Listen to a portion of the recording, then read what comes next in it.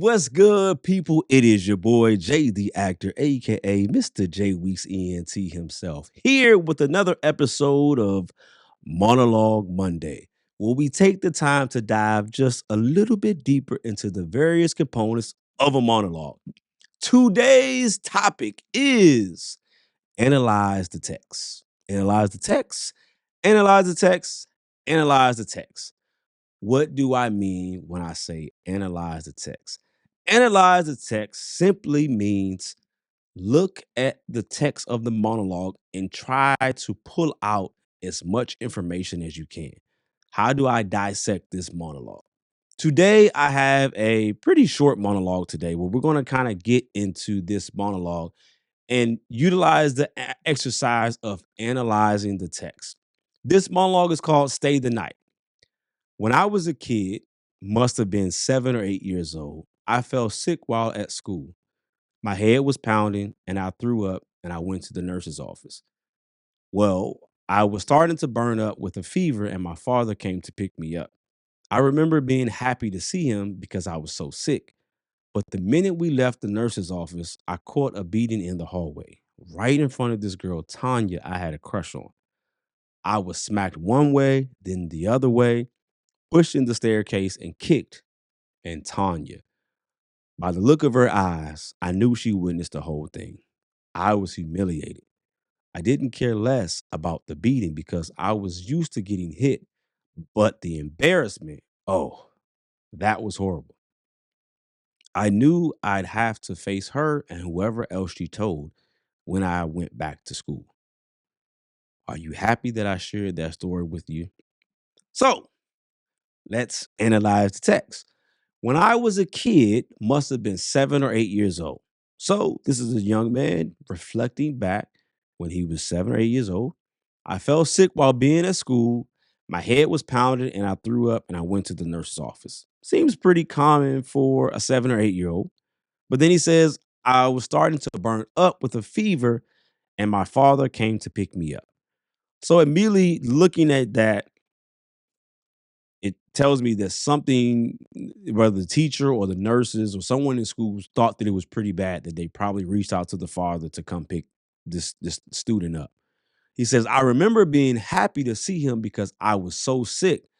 But the minute we left the nurse's office, I caught a beating in the hallway. Wait a minute. You were happy because your dad was picking you up, but then now you caught a beating. Analyzing it, I'm starting to think, why would a 7 or 8 year old kid catch a beating? All right. What caused him to catch a beating? Is he upset that he had to pick him up? Is he mad he had to leave work? Is he mad that he feels that he's soft because he was sick and had to go to the nurse's office? We don't know, right? Those are just some questions that we can start to think about. Then he says, right in front of this girl, Tanya, I had a crush on. So he's in the school getting beaten in the hallway. And let's just think about a hallway. When you look at a school hallway, it's a wide open space, which means any and everybody could come through that hallway at this time. So the fact that his father was so willing to beat him in a public setting in a open space tells me that this is something that is a normal occurrence, right? It says right in front of this girl, Tanya, I had a crush on. I was smacked one way, then another way, pushed into the staircase, and kicked. Not only is he getting beaten, he's getting kicked, which a total lack of respect. There's this disrespect for somebody to kick you. And then he says, and Tanya, by the look of her eyes, I knew that she had witnessed the whole thing. Uh, the fact that a dad is willing to beat a 7 year old kid, 7, 8 year old kid in a public place, in a school, in a hallway, in front of another student. I also start to ask, did the dad see Tanya? And if he did see the Tanya, did he care? Or was he so enraged that he didn't see anyone because all he saw was red because he's beating his son? Another thing to think about that we can analyze, right? And then he says he saw the whole thing. She saw the whole thing.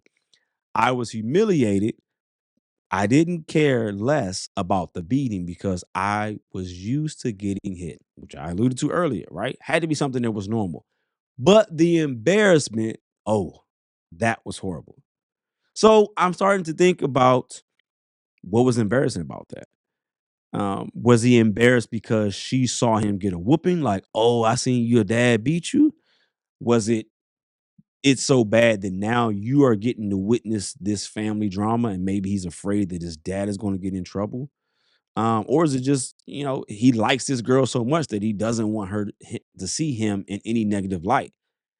But he says, I knew I had to face her, and whoever she told had to be pretty significant, pretty bad for her to see something and know that she's going to tell someone.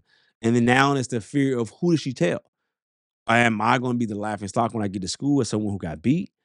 Or it could be, is she going to tell the principal and I'm getting in trouble? My dad get in trouble because he beat me. And this is not something that this kid is, not used to. This is something that's very familiar to him because he alludes to that. Then he says, we went back to school. Are you happy I shared this story with you? I think that's one of the biggest, pieces of this monologue, because that leads me to ask the question, who is he talking to? And why would he say, are you happy? Is he talking to a therapist that has maybe provoked him to speak? Is he talking to a young lady that he's maybe interested in and maybe he knows something about her? And now he's trying to even the odds to stand so she can say, hey, now you know something about me. I know something about you. All of those are questions or decisions. So when you think about analyzing the text, you want to just look at every component of the sentence and words, and any information that you can pull from that. That's what you want to retain as you start to dig a little bit deeper and ask further questions to, what does this mean? Who is this? Where am I? Who are they talking to? Where am I at? What do I do? Who is this person?